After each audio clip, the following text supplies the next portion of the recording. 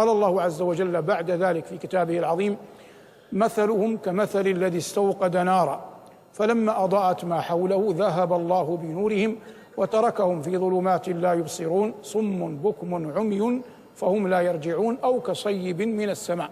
فهذان مثلان ذكرهم الله عز وجل في كتابه عن المنافقين، وأهل العلم قبلنا من المفسرين ذكروا في ذلك أقاويل أو أقوالا عدة، وكل عالم بما أفاء الله عليه يتناولها من وجه، وهم يتفقون تتقارب أقوالهم رحمهم الله في المعاني، لكننا نحاول أن نقرب الأمر إليك ما استطعنا إلى ذلك سبيلا. المنافقون إيمانهم باللسان جعلهم ينتفعون بشيء من الأحكام، فهم يتوارثون مع المسلم، يتناكحون، يعيشون بأمان لا يتعرض لهم، وهذا بسبب إسلامهم باللسان، وهم في طيات أنفسهم أخفوا الكفر في قلوبهم، والأصل أنهم آمنوا ثم كفروا، كما قال الله عز وجل عنهم في سورة المنافقون: ذلك بأنهم آمنوا ثم كفروا فطبع على قلوبهم.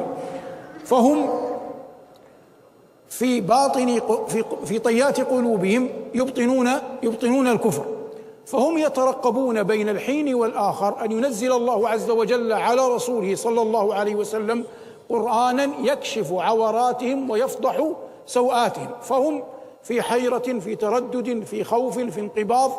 هذا ما تريد الآية، ما يريد القرآن أن يقوله في هذين المثلين، ما يريد القرآن أن يقوله في هذين المثلين. قال الله: مثلهم كمثل الذي استوقد نارا. النار أيها المبارك تجمع بين أمرين، تجمع ما بين الإحراق والإشراق، تجمع ما بين الإحراق والإشراق. فالإحراق في نفسها، لكن الإشراق لمن حولها. فأنت إذا تريد أن ترى المكان حولك، إذا أشعلت نارا أو قدت نارا، فإن نور هذه النار، ضوء هذه النار يضيء ما حولك، فتعرف ما دنا منك وما بعد بحسب إشراق هذه النار. ظاهر هذا. فالله عز وجل يقول عنهم: مثلهم كمثل الذي استوقد نارا فلما أضاءت ما حوله ذهب الله بنورهم وتركهم في ظلمات لا يبصرون.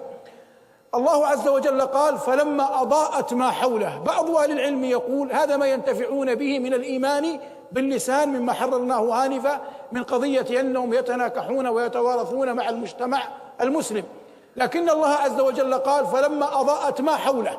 فلما قال الله لما أضاءت ما حوله، كأن النور هذا لم يكن في قلوبهم، إنما في حولهم، فيما حولهم.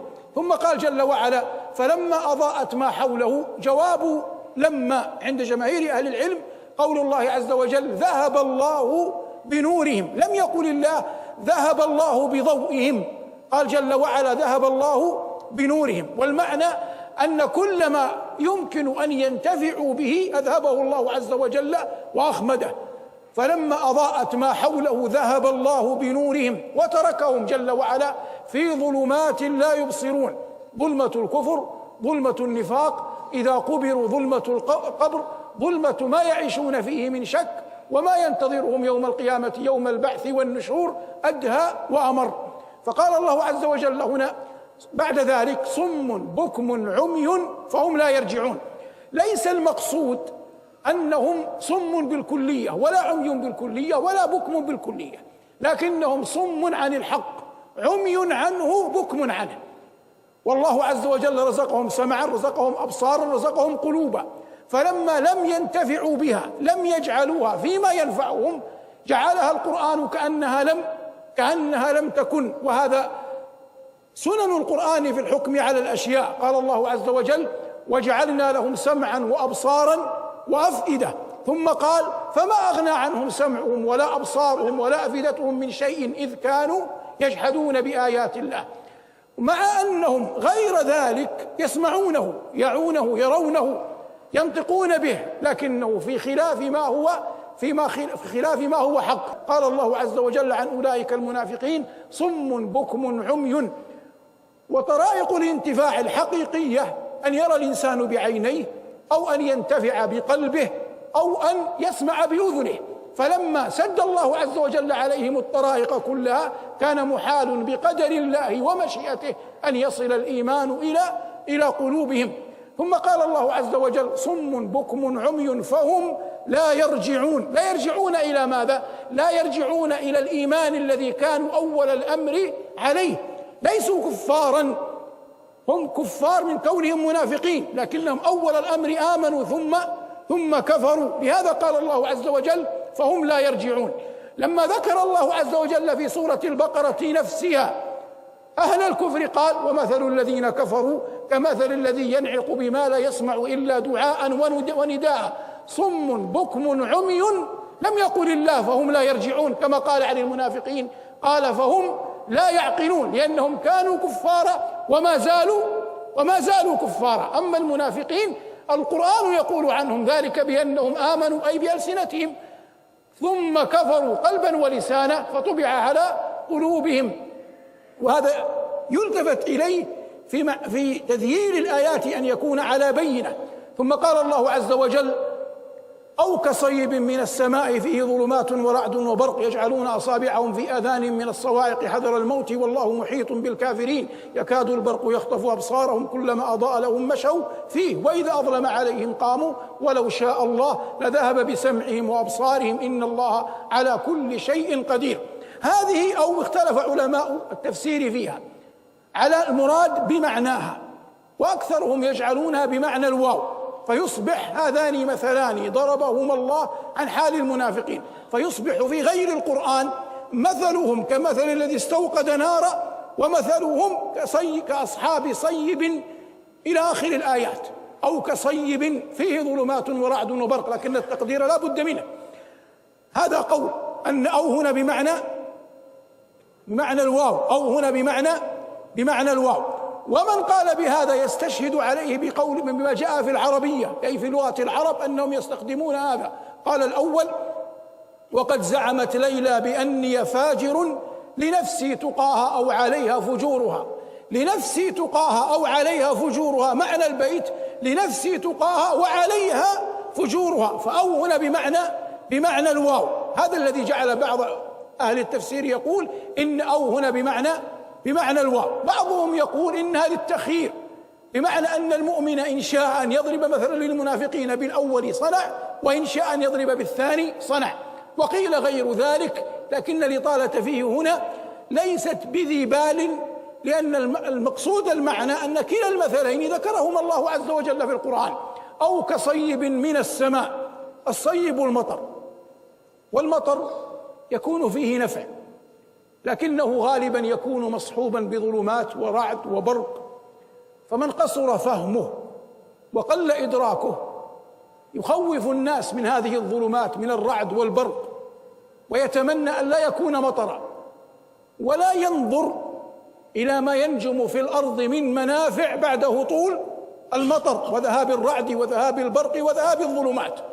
لكن أولئك المنافقين لما قصرت عقولهم وقلوبهم عن معرفة الحق شبههم الله عز وجل بمن يضيق ذرعا بذلكم المطر. قال الله: أو كصيب من السماء فيه ظلمات ورعد وبرق. الصيب قلنا المطر، والمطر لا يكون إلا من علو، لا يكون إلا من السحاب. فهذه قول الله عز وجل أو كصيب من السماء، هذه تسمى قيد أو صفة كاشفة، ليس المقصود بها الاحتراز أو التقييد، ليس المقصود منها الاحتراز أو التقييد. أو كصيب من السماء فيه ظلمات ورعد وبرق. يقول بعض أهل العلم إن المراد بالبرق نور القرآن، والمراد بالرعد زواجره، والمراد بالظلمات ما ينتاب أولئك المنافقين من شك وخوف يتبع بعضه بعضا. قال رب العزة: أو كصيب من السماء فيه ظلمات ورعد وبرق يجعلون أصابعهم في آذانهم من الصواعق حذر الموت.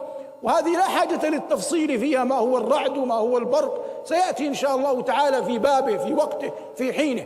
أو كصيب من السماء فيه ظلمات ورعد وبرق يجعلون أصابعهم في آذانهم من الصواعق حذر الموت والله محيط بالكافرين. معنى محيط بالكافرين أي مهلك لهم، معنى محيط بالكافرين مهلك لهم.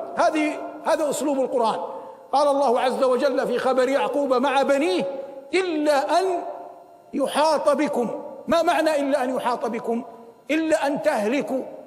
والله عز وجل يقول: وأحيط بثمره. ما معنى أحيط بثمره؟ أهلك ماذا؟ أهلك ثمره. فقال الله عز وجل هنا: والله محيط بالكافرين أي مهلك للكافرين. أو كصيب من السماء فيه ظلمات ورعد وبرق يجعلون أصابعهم في آذانهم من الصواعق حذر الموت يكاد البرق يخطف أبصارهم. قال مجاهد رحمه الله أحد أئمة التفسير، قال: لم نسمع في العرب أن البرق خطف بصر أحد. أخذ ظاهر الآية رحمه الله. قال الشافعي رحمه الله معقبا على قول مجاهد: وما قاله مجاهد ما أشباه بظاهر القرآن. والحق أن هذين إمامين جليلين لا يرتاب أحد في مقامهما، لكن ما قالاه ليس بلازم. فلا تتحدث عن البرق والرعد، تتحدث عن حال المنافقين، عن قوم بأعيانهم يكاد البرق يخطف أبصارهم. أي المعنى عندنا ليس بلازم من الآية أن يكون المعنى أن البرق لا يخطف أبصار أحد. قد يخطف البرق أبصار أحد. فالآية تتحدث عن حال هؤلاء، لا تتحدث عما ينجم عن البرق والرعد والبرق. فقال الله عز وجل: يكاد البرق يخطف أبصارهم كلما أضاء لهم مشوا فيه وإذا أظلم عليهم قاموا. للعلماء في ذلك تأويلات، منهم من يقول إن هذا المقصود في الآية هنا هو المقصود في قول الله عز وجل في سورة الحج: ومن الناس من يعبد الله على حرف فإن أصابه خير اطمأن به وإن أصابته فتنة انقلب على وجهه خسر الدنيا والآخرة ذلك هو الخسران المبين. فهؤلاء المنافقون إذا رزقوا بسبب إسلامهم الظاهر شيئا نسبوا ذلك إلى الإسلام، وإن لم يرزقوا وحرموا ونالهم ما نالهم كما يحصل في الجهاد وغيره ذموا الدين الذي ينتسبون إليه. فقال بعض أهل العلم: هذا من هذا. وبعضهم يقول إن هذا يفسره ما جاء في سورة النور من أن الله عز وجل أخبر عنهم أن الحكم إذا كان لهم جاءوا مذعنين إليه، وإذا كان الحكم عليهم أعرضوا عنه، وإذا دعوا إلى الله ورسوله ليحكم بينهم إذا فريق منهم معرضون، وإن يكن لهم الحق يأتوا إليه مذعنين. وهذا التخريج جيد، وكل من يتبع أسلوب إيضاح القرآن بالقرآن يلجأ إلى هذا كما صنعه الشنقيطي رحمه الله في أضواء البيان. ومن لا يصنع هذا في الغالب يعني لا يلتزمه قد يخرج بالآية إلى أمور أخرى كما صنع ابن القيم رحمه الله في بدائع التفسير. والمقصود أن مناهل العلماء تختلف، لكنهم كلهم رحمهم الله تعالى أحياء وأمواتا إنما يرمون إلى شيء واحد ويريدون غاية نبيلة عظيمة، وهي تعريف الناس بمقاصد كتاب ربهم جل وعلا. قال الله عز وجل: أو كصيب من السماء فيه ظلمات ورعد وبرق يجعلون أصابعهم في آذانهم من الصواعق حذر الموت والله محيط بالكافرين يكاد البرق يخطف أبصارهم كلما أضاء لهم مشوا فيه وإذا أظلم عليهم قاموا ولو شاء الله لذهب بسمعهم وأبصارهم إن الله على كل شيء قدير. الآن أصبحوا ثلاث فئات: مؤمنين وكفارا ومنافقين، يجمعهم أنهم جميعا أناس. فقال الله عز وجل بعدها: يا أيها الناس اعبدوا ربكم الذي خلقكم والذين من قبلكم لعلكم تتقون. أحرف النداء كثيرة، منها الهمزة ومنها هيا ومنها أيا ومنها الياء ومنها غير ذلك، لكن كثرة النداء في القرآن لم تأتي إلا بحرف النداء الياء وحده. ليس في القرآن نداء إلا بالياء. قال الله عز وجل هنا: يا أيها الناس. والمنادى في القرآن يأتي على طرائق يمكن تقسيمه أقساما. هذا التقسيم يمكن أن يقال منه نداء عام كقول الله عز وجل: يا أيها الناس، ونداء ظاهره الذم كقول الله عز وجل يا أيها الذين كفروا، يا أيها الذين كفروا. ونداء ظاهره الكرامة والتبجيل مثل يا أيها النبي، يا أيها الرسول، يا أيها الذين آمنوا. ونداء إضافة ونسبة، نسبة إلى أب إلى غيره، قال الله يا بني آدم، فنسب الله عز وجل الناس إلى أبيهم وهو نداء عام. وقال جل وعلا يا بني إسرائيل، فنسبهم إلى أبيهم يعقوب، فهذا نداء ماذا؟ نداء نسبة. وقد يأتي النداء مفردا، نداء شخص بعينه، يا داود إنا جعلناك خليفة في الأرض،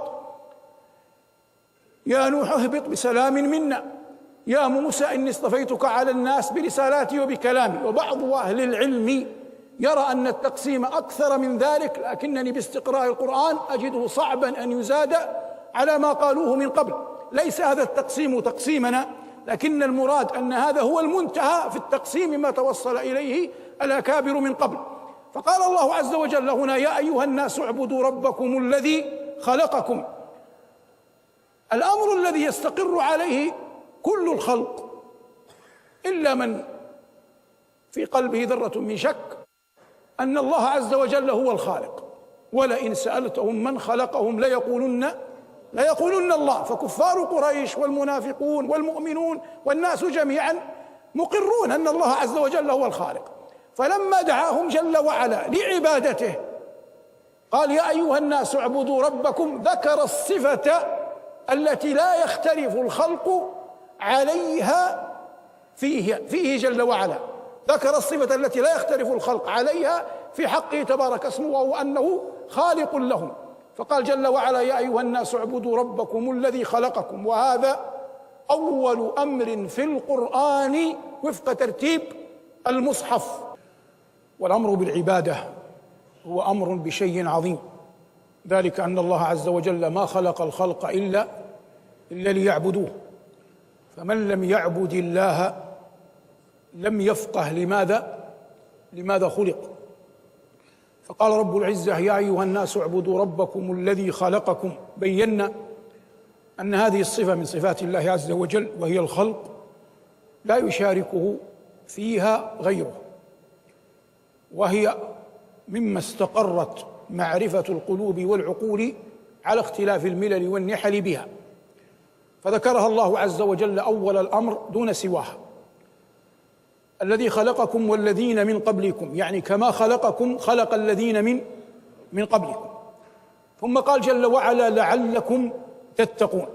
هذه لعل حرف يفيد الترجي، هذا أصل معناها، لكن العلماء اختلفوا هنا في معناها هنا، فذهب سيبويه وكثير من رؤساء اللسان العربي إلى أن لعل هنا على بابها يراد به الترجي والطمع والإشفاق، لكنه قال أي رحمه الله سيبويه ومن وافقه على أن المقصود بها البشر، أي اعبدوا الله على حال تترجون بها أنتم تقواه. هذا قول من؟ قول سيبويه ومن وافقه، أن لعل على بابها، على أصلها، على ما تعرف به. وذهب قطرب واختاره الإمام الطبري في تفسيره وعليه بعض المتأخرين على أن لعل هنا مجردة من الشك، وهي بمعنى لام كي، أي للتعليل، بمعنى لام كي مجردة من الشك، أي تصبح معنى الآية لعلكم تتقون، أي لكي تتقوا.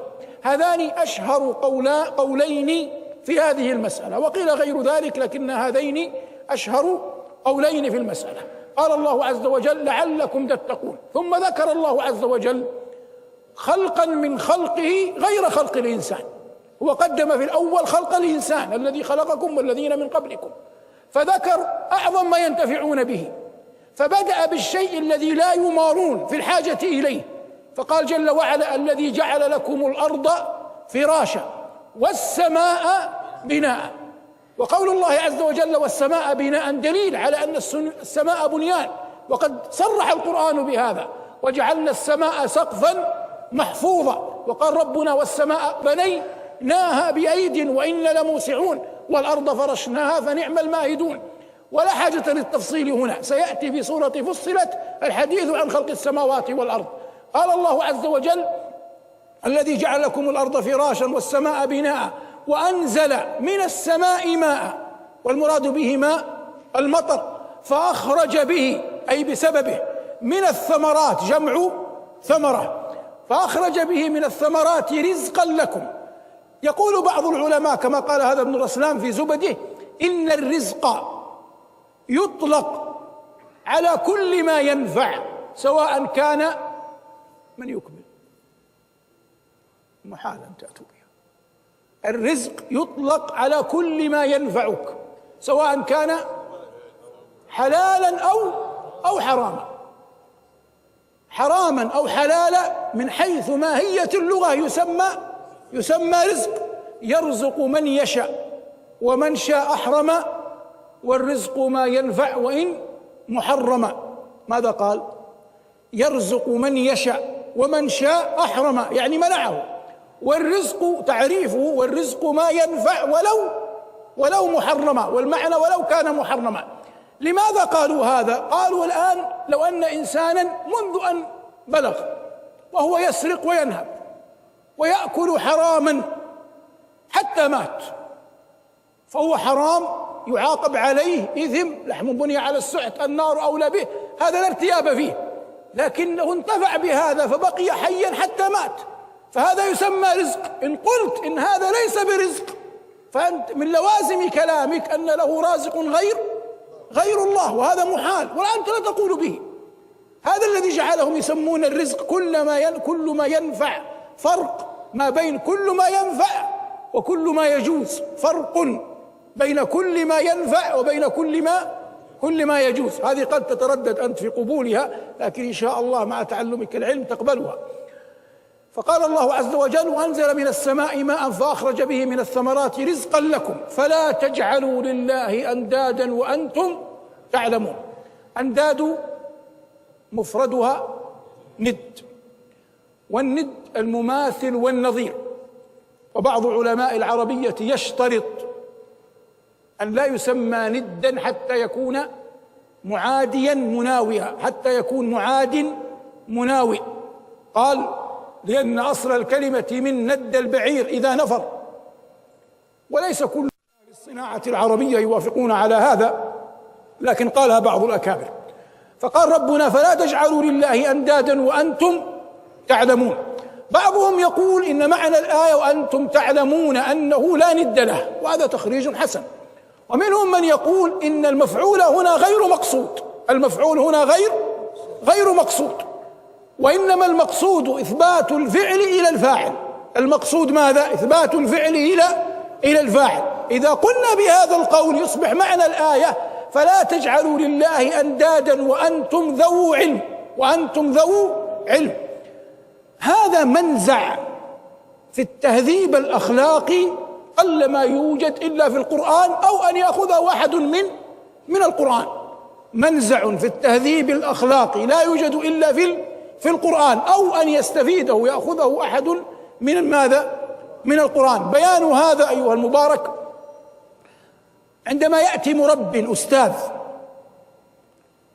لأحد أخطأ، فعندما يقول ينفي عنه كل خير ويقول له الخطأ الذي عنده، هو بين له الخطأ لكن لم يحيي فيه ما يجعله يتراجع عن ذلك الخطأ. لكنك لو قلت لأي أحد، لابنك مثلا: كيف وأنت العاقل الرشيد الذي أبوك فلان وأخوك فلان وتحمل الشهادة كذا وكذا تصنع مثل هذا، فأنت وبخته بقولك تصنع مثل هذا. لكن لما قلت عنه أنه عاقل، وأن أباه فلان، وأن أخاه فلان، وأن شهادته كذا، أحييت فيه همة تجعله يتراجع عما هو فيه، يعني يبدأ مرحلة أخرى.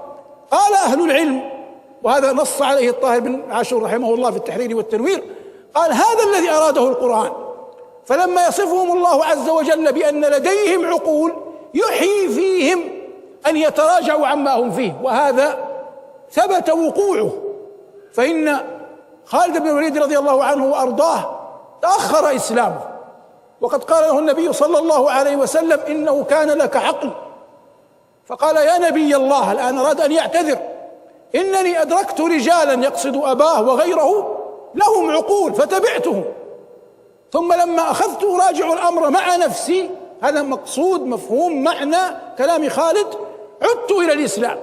والمقصود أن الإنسان يبقي على شيء من الكمال في من يريد أن يربيه أو أن يهديه أو أن يعظه. فقال الله عز وجل فلا تجعلوا لله أندادا وأنتم تعلمون. ثم قال رب العزة وإن كنتم في ريب مما نزلنا على عبدنا فأتوا بسورة من مثله وادعوا شهداءكم من دون الله إن كنتم صادقين. إن كنتم في ريب أي في شك، والخطاب هنا لمن كفر بالنبي صلى الله عليه وسلم. وإن كنتم في ريب مما أي من الذي نزلنا، جاءت بالتضعيف لأن القرآن نزل منجما، مما نزلنا على عبدنا، المقام مقام تشريف، إذ أن أرفع أحواله صلى الله عليه وسلم أنه ينزل عليه ماذا؟ ينزل عليه القرآن، وهنا نعته الله عز وجل ووصفه بوصف العبودية. إذن لا مقام أرفع من مقام العبودية، لا مقام أرفع من مقام العبودية. كل من آمن بالله ووحده وعمل صالحا يدخل في مقام ماذا؟ في مقام العبودية. ثم هذا المقام يضيق، ليس معنى يضيق أنه يخرج منه أقوام إلى مقام غيره، لكن يضيق في العلو، يعني يبقى أقوام أعظم عبودية من أقوام، حتى لا تبقى إلا درجة واحدة هي الوسيلة. هي ماذا؟ الوسيلة. هذه الدرجة حق لنبينا صلى الله عليه وسلم، فإنها درجة لا ينبغي أن تكون إلا لعبد. هنا مقصود كلمة عبد، ليست وصفا، مقصود العدد. لا ينبغي أن تكون إلا لعبد، وأرجو أن أكون أنا هو صلوات الله وسلامه عليه. يقول فمن سأل الله لي الوسيلة حلت له شفاعتي، فمن سأل الله لي الوسيلة حلت له شفاعتي. والله تعبدنا بأن نسأله جل وعلا الوسيلة لنبينا، رغم أن أمر الله قد قضي في أن هذه الوسيلة لمن؟ لنبينا صلوات الله وسلامه عليه. فقال الله عز وجل هنا مما نزلنا على عبدنا فأتوا، والخطاب للكفار، بصورة من مثله. مثله، الهاء في مثله تعود على ماذا؟ لأهل العلم فيها أقوال. قول قال به جماهير أهل العلم من السلف والخلف، وهو الحق إن شاء الله تعالى الذي لا مرية فيه، وهو أن المقصود فأتوا بصورة من مثله من القرآن، فتصبح هذه الآية مندرجة في آيات تسمى في القرآن آيات التحدي. آيات التحدي. قال الله عز وجل قل لئن اجتمعت الإنس والجن على أن يأتوا مثل هذا القرآن لا يأتون بمثله ولو كان بعضهم لبعض ظهيرا. هذا قول، قلنا هذا قول من؟ قول الجمهور، وهو الحق إن شاء الله. قال بعض العلماء إن معنى الآية فأتوا بصورة من مثله أي فأتوا بصورة من الكتب السابقة مثل القرآن كالتوراة والإنجيل، ستجدون فيها ما يصدق نبوة محمد صلى الله عليه وسلم. لكن ينبغي التنبه إلى أن هذا المعنى في غير هذه الآية صحيح. التوراة والإنجيل فيها ما يصدق بعثة نبينا صلى الله عليه وسلم، لكن هذا المعنى الصحيح الصواب ليس مقصودا من هذه الآية، ليس مقصودا من هذه الآية ظاهر.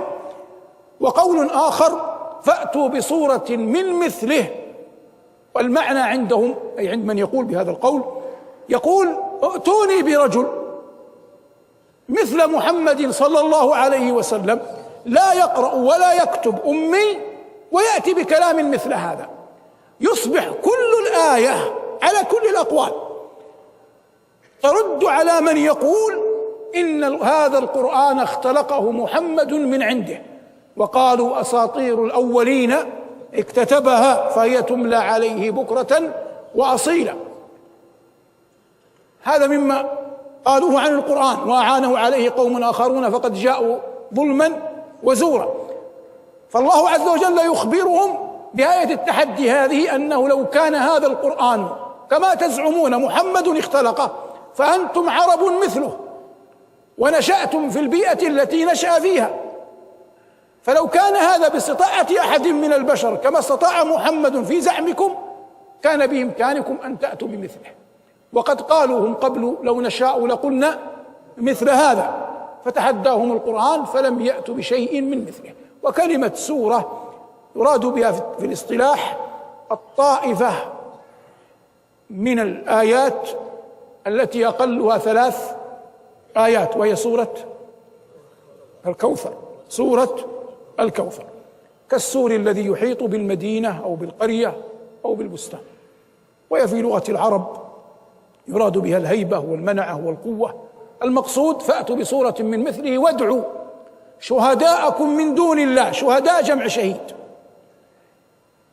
والمعنى من ينصركم من يعضدكم، والمعنى هنا شهيد بمعنى حاضر، هنا شهيد بمعنى حاضر.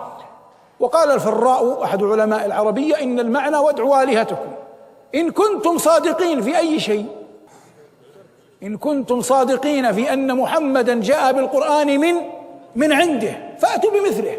هذا معنى الآية إجمالا، إن كنتم صادقين. نحن معشر المسلمين نؤمن أن هذا القرآن كلام من؟ كلام الله. وأنت ترى فيما ترى عجمي ليس أعجمي، عجمي لا يعرف من العربية مثقال ذرة، لو ذهب إلى البقال لما عرف في بلاد العرب أن يطلب حاجته، ثم يقرأ عليه القرآن فيبكي وهو لا يفقه شيئا من حروفه، والذي جعله يبكي إيمانه أن هذا القرآن كلام الله.